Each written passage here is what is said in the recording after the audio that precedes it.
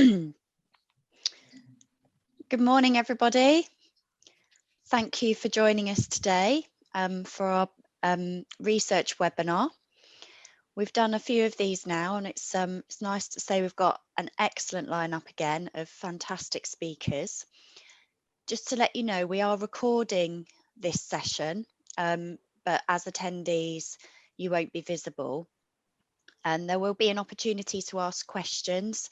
So for the first two speakers, if you want to ask the questions in the chat, once they've finished speaking, they'll answer them directly before they need to leave.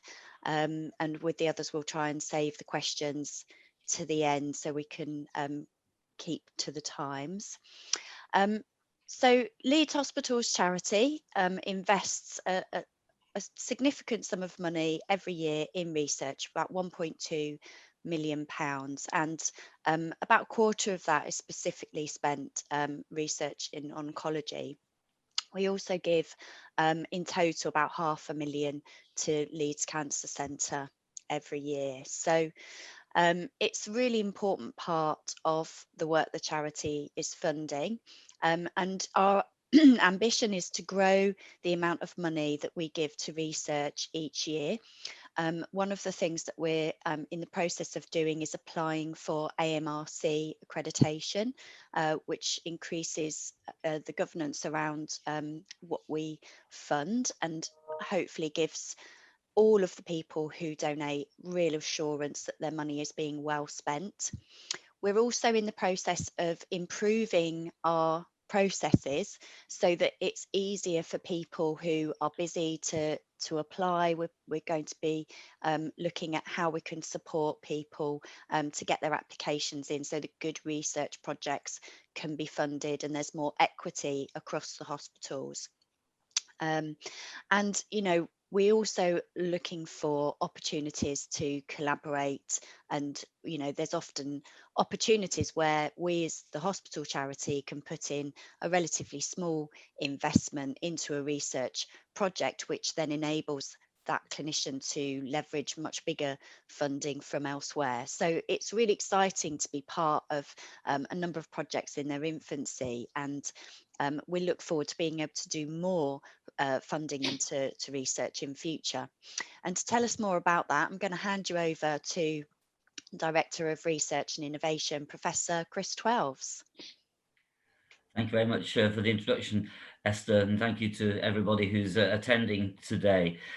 Just to introduce myself, as Esther said, I'm interim RNI lead, and that's what one capacity that I'm here today. And in RNI, we're very grateful to the charity for all the support that we get across a wide range of projects, as Esther has suggested. And this really does underpin and provide a lot of the infrastructure for the clinical research that is carried out throughout the trust.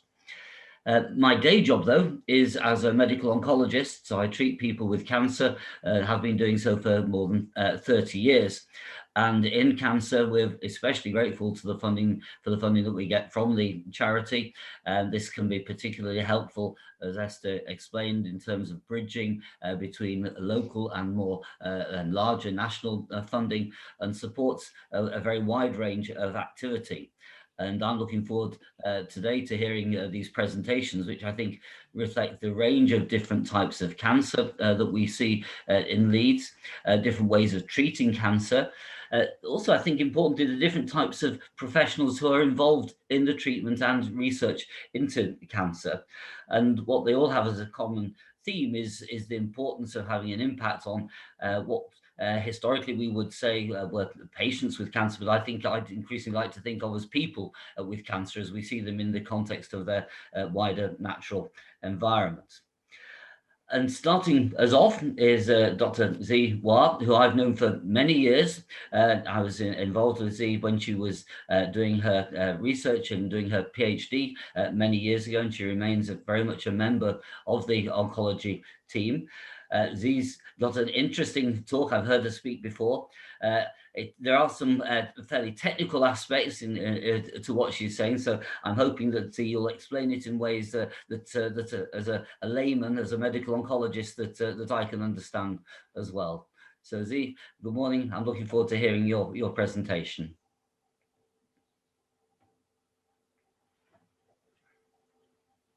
Good morning. Can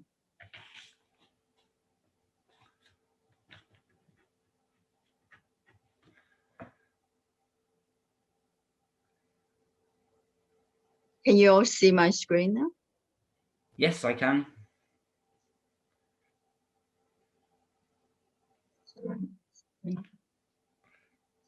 So my name is Ziwa.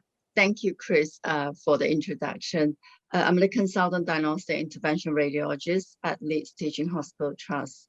And first of all, I want to thank the Leeds Hospital Charity for funding actually throughout the whole journey of this program and the research that I do. First of all, I want to acknowledge my co-PI for this project, Dr. Adolf Sampson. He is based at the Leeds Institute of Medical Research, University of Leeds. Our project is actually looking at immunological response following image-guided ablation of liver and renal cancer. And this is the pilot evaluation. As Chris explained, I'll try to explain as simple as possible because I kind of understand that it can be very technical. So in essence, the background is we can treat cancer with a range of energy. It can be heat, it can be ice, it can be electrical. And after we kill the cancer cell, minimally invasive, in essence, we put 5 needles into a tumor, deliver energy and destroy cancer. When the cancer dies, I think this matter the way that we treat it, or whether using radiotherapy or oncology, it triggers a host of immune response. And some researchers have actually noted that even back in 1953, if you treat a primary tumor, sometimes the distant tumor can actually regress. So that's a very interesting phenomenon. So we have been exploring this and decades on. In fact, Chen and Melbourne recently has described 2013 about the cancer and the immunity cycle. So we are getting better at understanding what happened to cancer death and what kind of immune response is actually being triggered.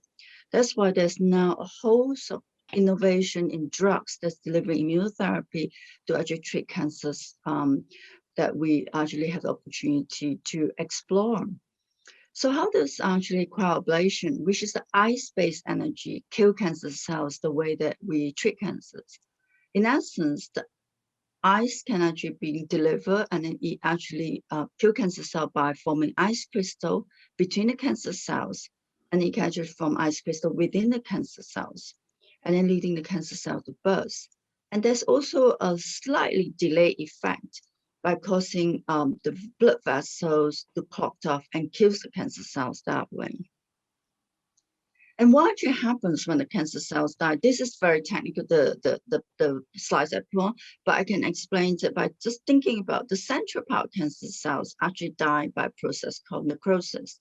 And what that happened, the cancer cell actually burst and it released many little proteins, we can call it. And there's one very interesting protein called damage-associated molecular patterns called DAMs in short. And that is required normally in our body to trigger our immune response by the B and T cell pathway.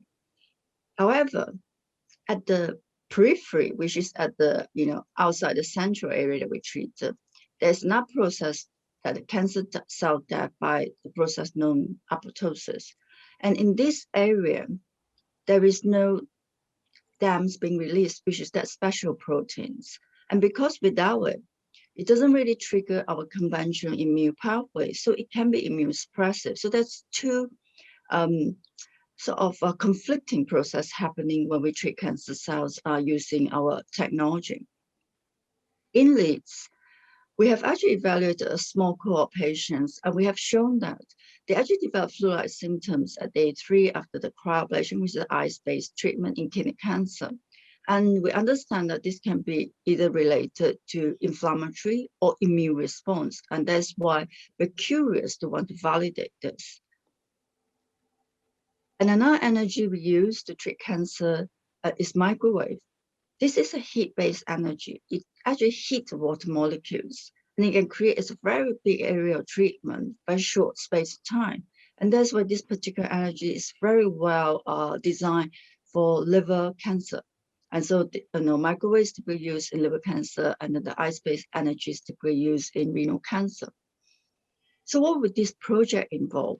Our curiosity is we want to evaluate the underlying cellular level, what the immune response actually look like following treatment of liver and renal cancer.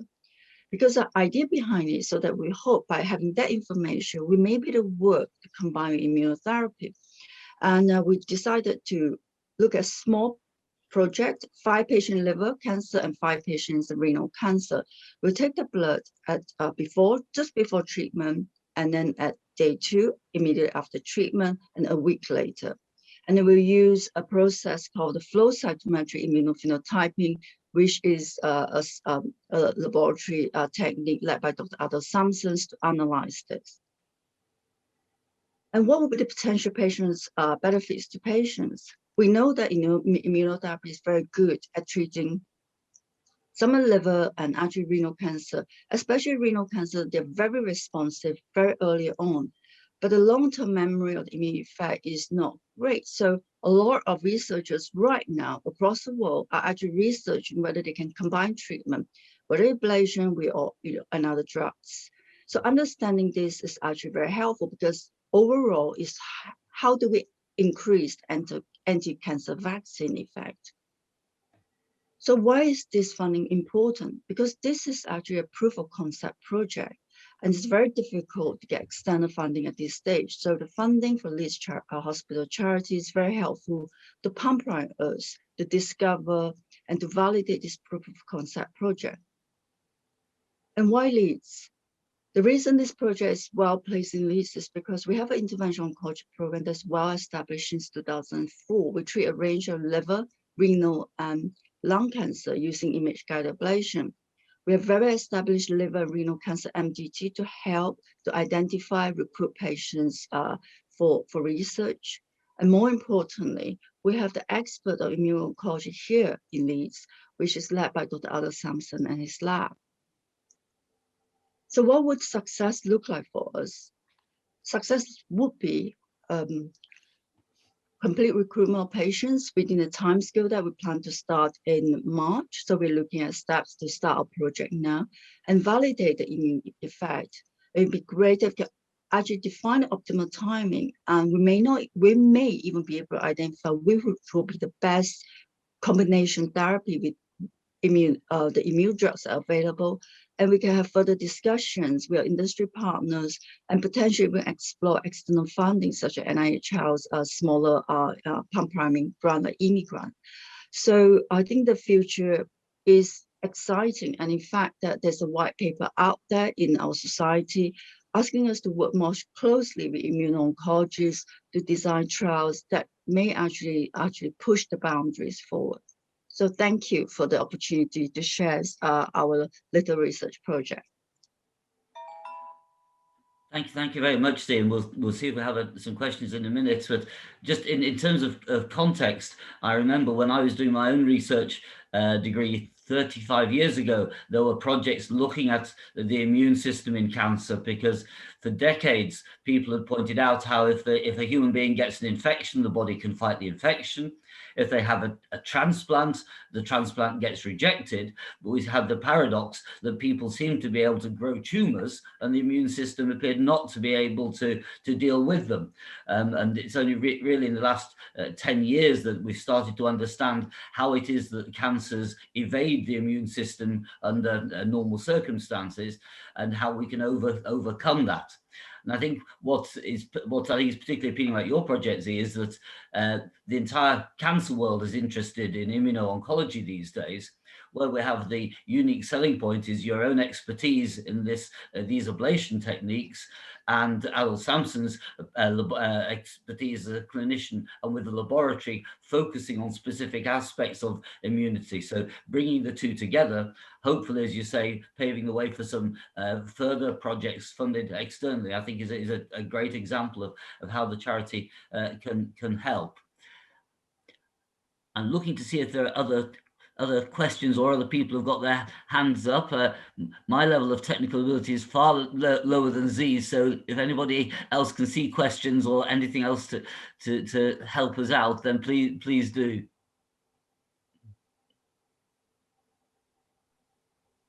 There's no further questions in the box, so I think we can move on to Julia. Thank you. Hi.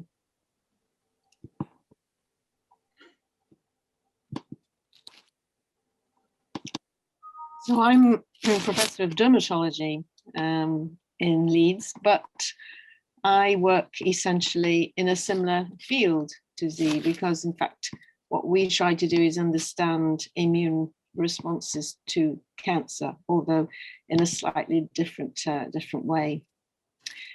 So this is very much a joint project. Our group, that is, straddles the trust and the university. And as a dermatologist, then I've worked throughout my research life on this form of skin cancer, a picture of which we see at the top, which is a melanoma.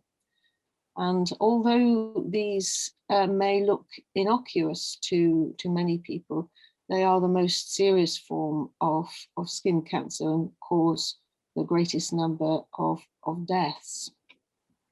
But even in this photograph, you can see the role of the immune system. So this is the melanoma. These are the cells, the pigment cells that have become malignant. And here you can see a pale area, and that's where the host's immune system has already started to attack the cancer. And as we heard from Z, you can enhance that process with drugs when patients have very serious disease, but about 40% of melanoma patients don't mount that immune response, and much of what we do is trying to understand that.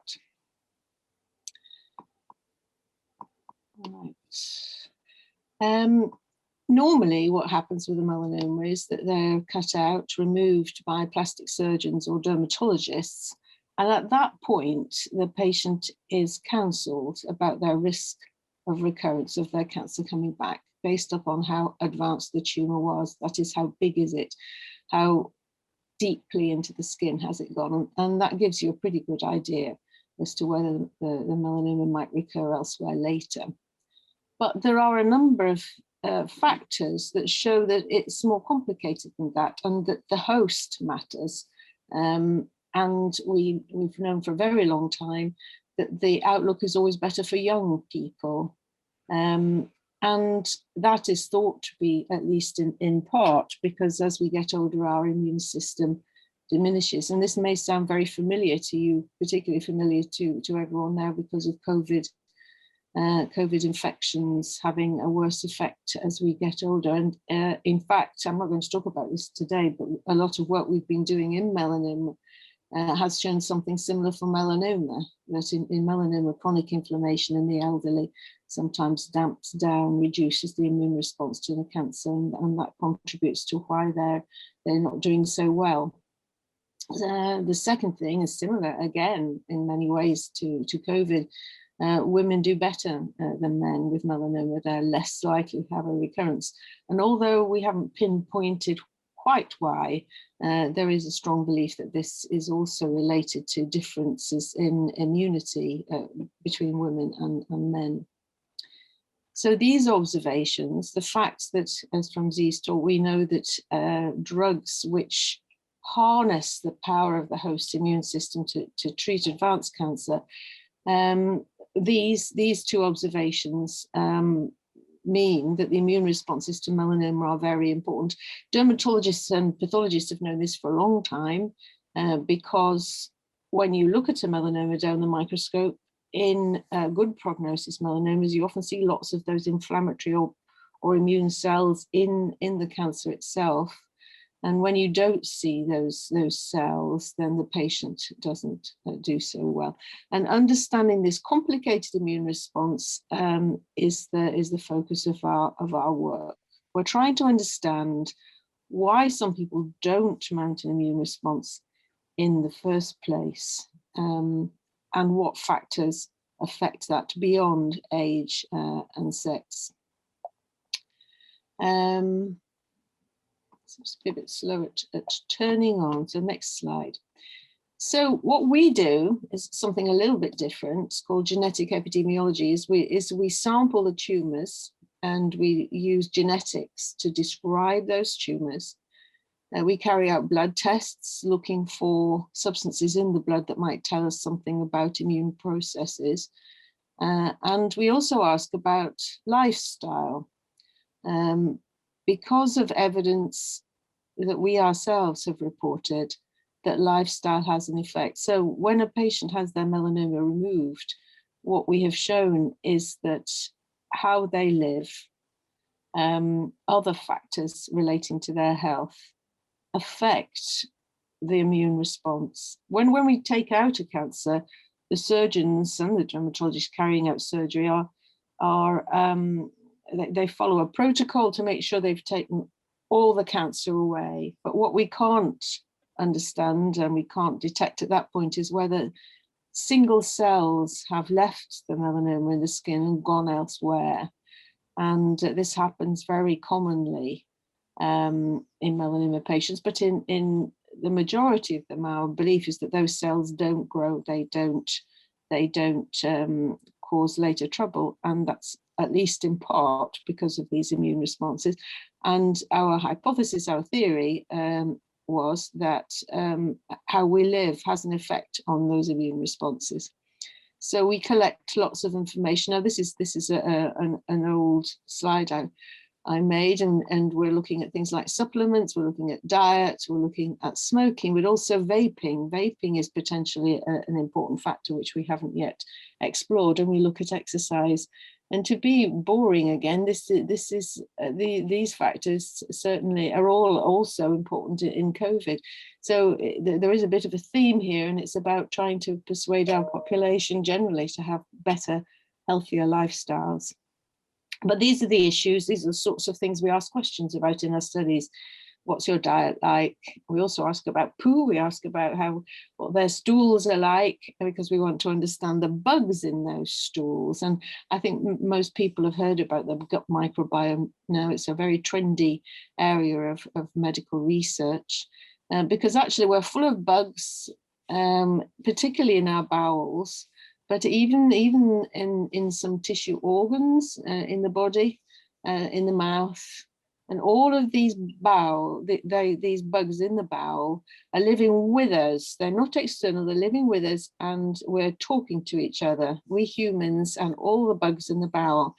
And the composition of our bowel bugs plays a very important part in health, and this is becoming increasingly clear. But it's all quite complicated because we think diet has an effect on health, but diet also has an effect on the microbiome, and then the microbiome has an effect on health. And what we're trying to do essentially is understand a very complicated crosstalk between what we eat, what the bugs look like, how we live, and health. So, for example, we know that having a large number of different sorts of bugs in our bowels is very important. And red meat, we know, increases the risk of cancers such as colon cancer, for example. But we also know now that it reduces the different sorts of bugs in the bowel, whereas fiber increases it, and fermented foods might increase into it too. Antibiotics have very much the reverse effect. They reduce it and are potentially harmful in some immune circumstances. So we collect data about diet. We ask patients what their poo looks like when they go to the toilet. We collect samples of poo or feces and look at these microbiomes, and we sequence the bugs in the bowel, and we ask about drugs, and we collect all of these data, and then we tie it up with what we found in the tumor samples. So this is a cartoon one of my PhD students made, and what she's been doing is she's been using something called Bioinformatics. We have generated lots of information from samples of tumor. This is her diagram of a tumor full of white cells. These are immune cells. We extract the RNA, the nuclear material from these tumors, and we generate data called transcriptomes. This is the gene expression data, and we can see what's different genetically about these tumors. And what she's done is use bioinformatics to use an analytical technique that allows you to estimate the number of different sorts of immune cells in tumors. So she's looked at a group of tumors, 703 tumors, primary melanoma tumors that we've collected over the years, and quantitated the numbers of immune cells and described tumors that are rich in immune cells, tumors that are somewhat intermediate, and tumors that have hardly any immune cells in there. So she has that data, and then she has the exposure data, and this is an example of that. This is the survival of melanoma patients in our study based on whether they'd smoked or not. And what we can see here, and this is all the data set, all of the 700 plus tumors, and these are people who've never smoked. These curves are very often used, and of course don't show the dreadful human truth behind them. But these are the number of patients who are still alive after diagnosis. And what we can see is that those people who have never smoked do better than those people who have ever smoked. And what she then did was to look at this high immune group here and intermediate and low immune, and show that the deficit, the effect of smoking was much more marked in those people who have an immune group. So here I've chosen this as a sort of example of interaction between the tumor and the immune system. And you can see on the left, this work was carried out in a study in which 2,183 melanoma patients, mainly from Yorkshire, were recruited to the study. This is the biggest study ever done in the world of this sort, and it took many years. It took 12 years to recruit all of these patients and collect their data. And you can only do that really in the NHS with any great efficiency. And Leeds and the melanoma multidisciplinary team has a very good system in operation, and this has allowed us to recruit so many patients. And this is a recurrent theme.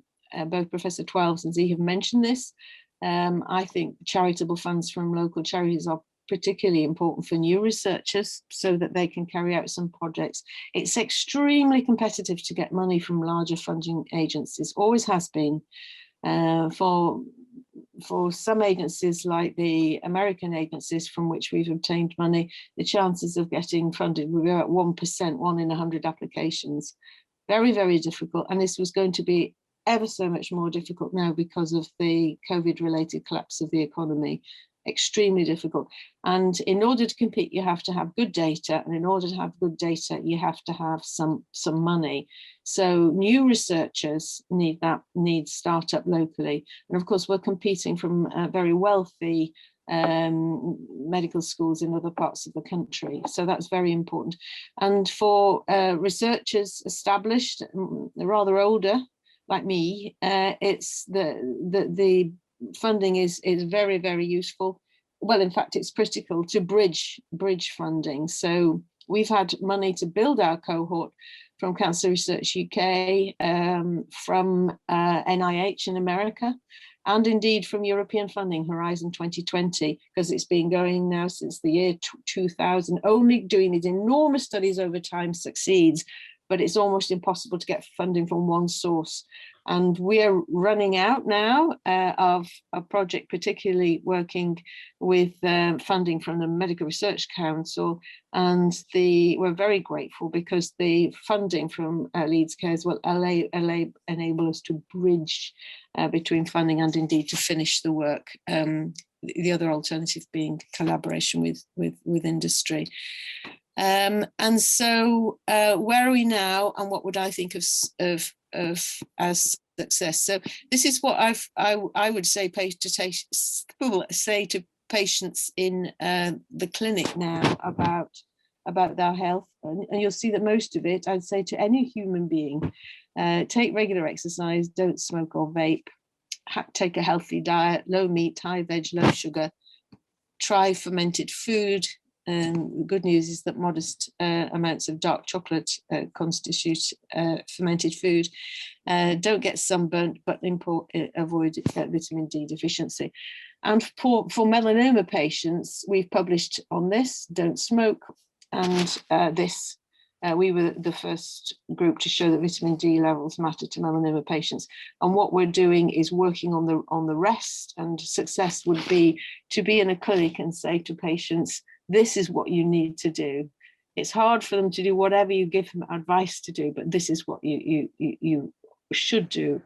And this will improve your chances. And that's our aim. So thank you. Thanks very much, Julia. Certainly one of the things that I think makes your research so important is that although most patients with a nevus, with a mole, if it looks nasty, it can be removed. For those minority of patients where the cancer does come back, then conventional cancer treatments, conventional chemotherapies really have very, very little effect. So reducing the risk of the cancer coming back is of paramount importance. And the one group of drugs which do seem to make a difference are the immunotherapy drugs.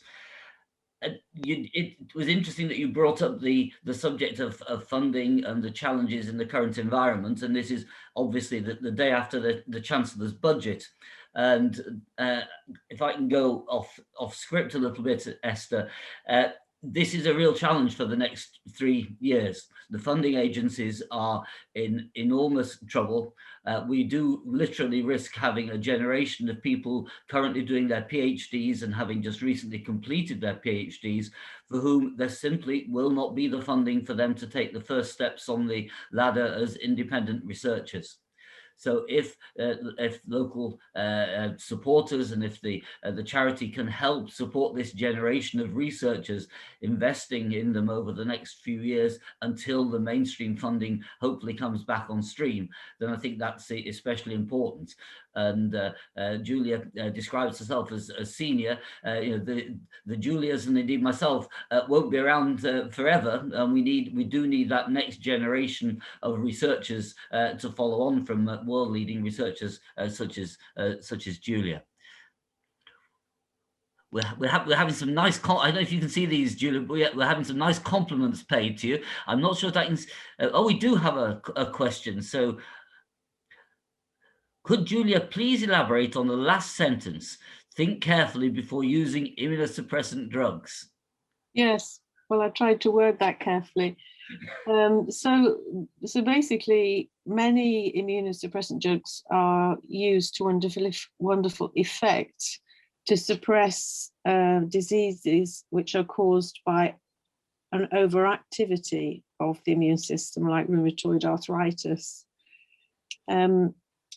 And the difficulty is getting that immunosuppression just right. These are my views as a dermatologist. And I think that traditionally the view has been actually to oversuppress it a little, just to be sure. But what does that do to quiescent cancer cells? The answer is we don't really know.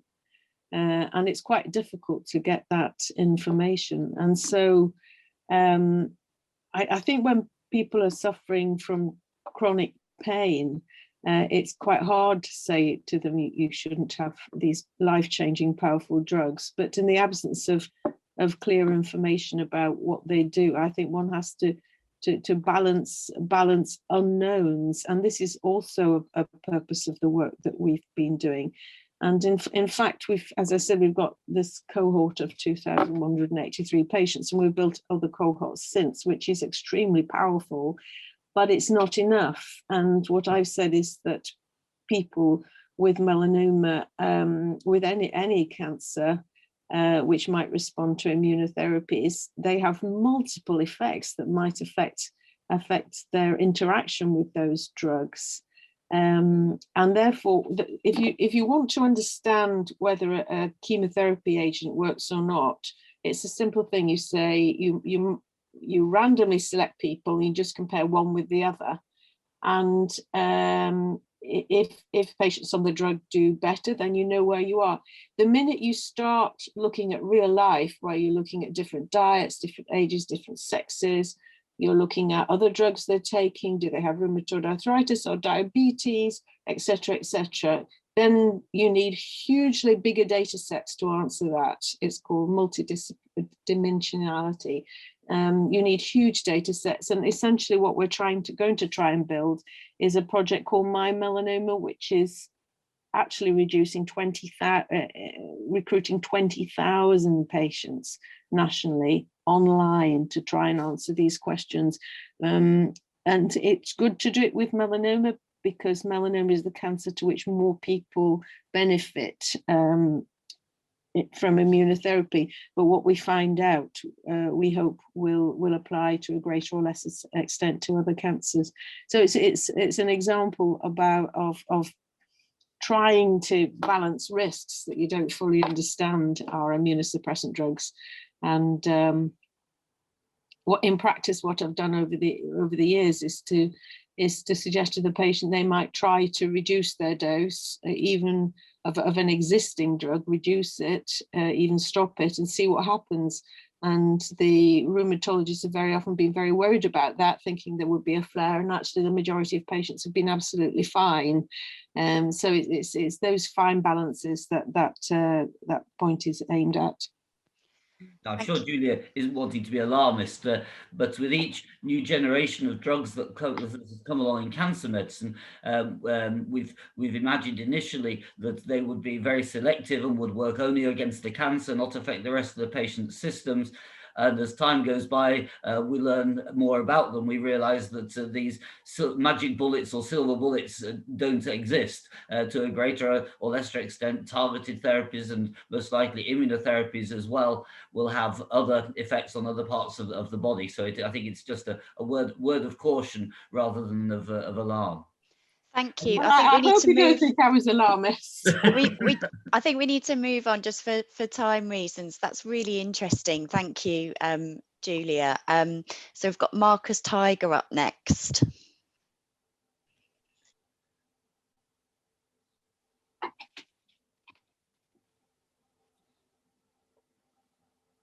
So Marcus, I can't hear.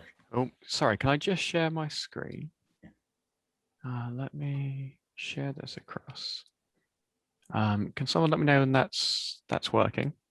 We can see that. Oh, wonderful. Right. So I'm Marcus Tyyger. I am a clinical scientist here at Leeds Teaching Hospitals. I work as a radiotherapy research physicist 50% of my time, and Leeds Hospitals Charities has kindly funded me as a clinical research fellow this year to help develop a research project. And in this case, I am looking at the lovely named Polar Bear project. Now, this is about personalizing brain cancer radiotherapy by predicting where the tumor grows. Now, you'll be forgiven if you can't see the polar bear hidden in the title. So I've given it away here. But like every research project now, you need a nice catchy name, and you just find any letter in the title that can produce it. So the idea that we're trying to fix is that for radiotherapy, at least for glioblastoma patients, we're limited, and we have a kind of one-size-fits-all treatment, which we know just doesn't particularly work. So in this cartoon of a brain, you can see a visible tumor location that we can see on our standard imaging. But the problem becomes that we know the pathways that the tumor can grow, and it has the kind of like desire to. But for any individual patient, we don't know where it grows on their individual case. And this is partly because the tumor growth is not visible on our standard imaging, but it's also because we don't have the exact tools that enable us to predict what else is going on. And what this causes is that, at least for the radiotherapy component, we accommodate this by treating all potential areas of tumor growth equally. Now, of course, this means that we're treating all the tumor cells that could potentially be there, but we're additionally treating a lot of healthy tissue that doesn't need any treatment. And this has potential knock-on effects. So the limitation of this is that we have to decrease the strength of our treatment. We're giving a weaker treatment overall for the safety of our patients, but we know that that's not ideal.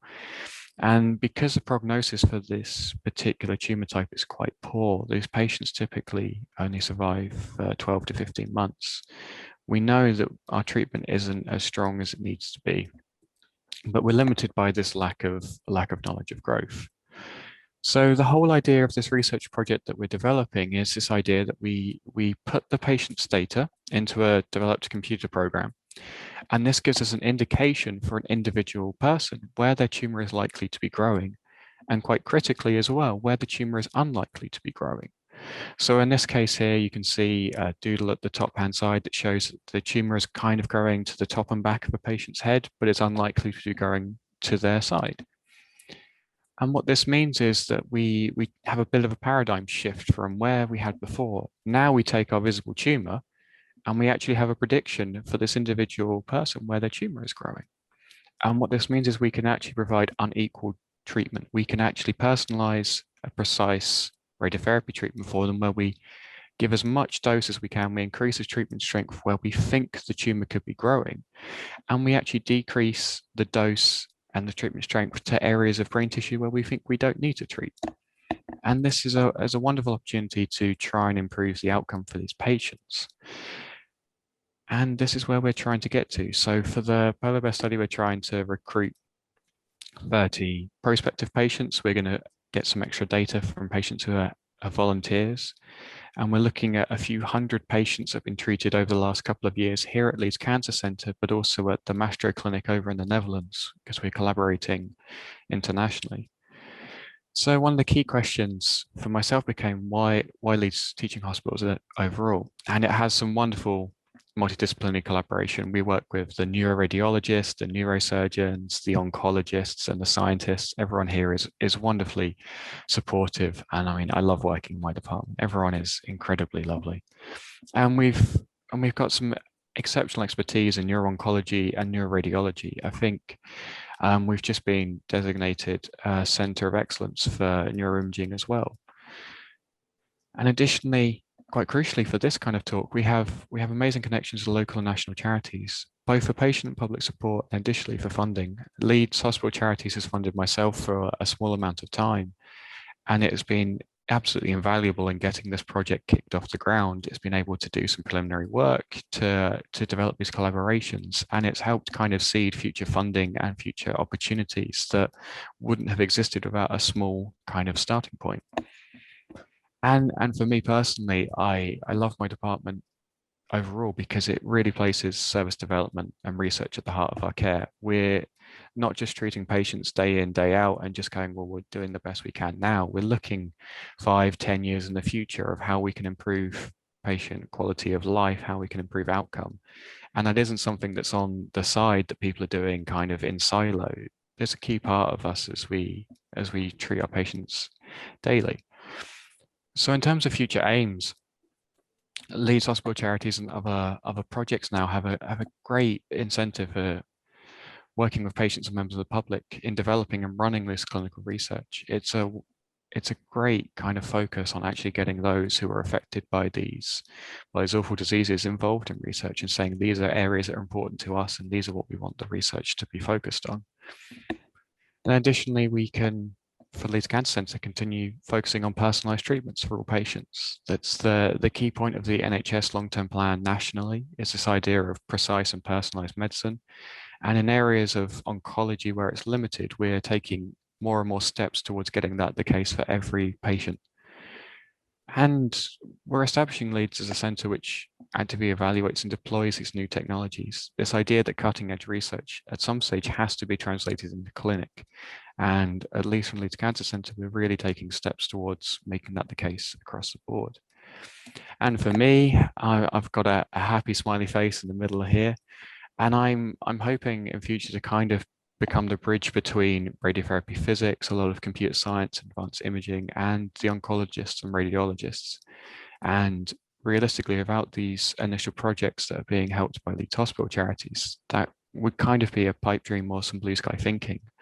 But in this current situation, it's been wonderful. I'm starting to actually get towards this and progressing in my future career. So in terms of the Leeds Hospital Charities in general, as I said, they provided me the funding opportunity for this and to apply for future funding. And it's actually been quite surprising how many staff I meet and I work with who have had small projects funded by Leeds hospitals, and their data and their results are helping us in future. You've got these kind of quite disparate projects that have all had small amounts of funding that have got preliminary data, and we're using it in really quite amazing ways to collaborate and get started on bigger projects. And crucially for events like this, they're getting the word out about research projects. As I say, with the idea of getting more patient and public involvement, we need to get more people aware of what's going on, what is happening behind the scenes in terms of research and service developments in hospitals. And these kind of webinars and future events are the perfect place for that. And crucially, because of the sentence above, they allow the voice of patients and carers to be heard. We can actually take what is important to those who are affected by these diseases and start developing our research projects around them. And that is everything. So I thank you for your time. If there's any questions, I'll be happy to answer. But that is everything. Thanks, Marcus. We'll wait and see if any questions come in. But good to see after our two senior experienced investigators, a younger investigator, just to emphasize again that Marcus is a non-medic, so he's a non-clinical scientist who are important members of many research teams, be they scientists, nurses, physiotherapists, podiatrists, across the spectrum of people, in addition to medical doctors who are supported by the charity. And just to point that Marcus made about the prognosis of patients with high-grade glioblastoma, you didn't mishear. These patients, from their initial diagnosis, their average survival is probably around 18 months, I'm sorry, to 2 years. So this group of patients have really a dreadful prognosis, and we really do need new treatments to benefit them. A huge thanks to everybody who was presented today. I certainly have found it fascinating, very informative. I hope you all have as well. I don't know if there's anything you want to say to finish, Chris. Just again to thank the speakers, to thank everyone who's been on the call today, and most of all to thank the charity for setting this up and giving the researchers the opportunity to show what they do and what a difference it makes to people with cancer. So thank you, everybody.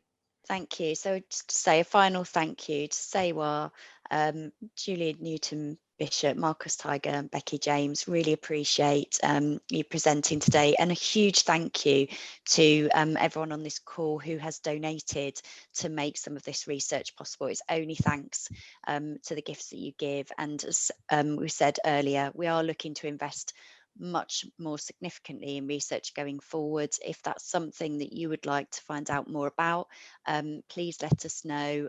We'd love to have a chat with you about some of the exciting research projects that we are asked to fund on a regular basis, to see if any of those would be of interest to you. So please do get in touch, but thank you so much for watching today, and hope you all have a great day.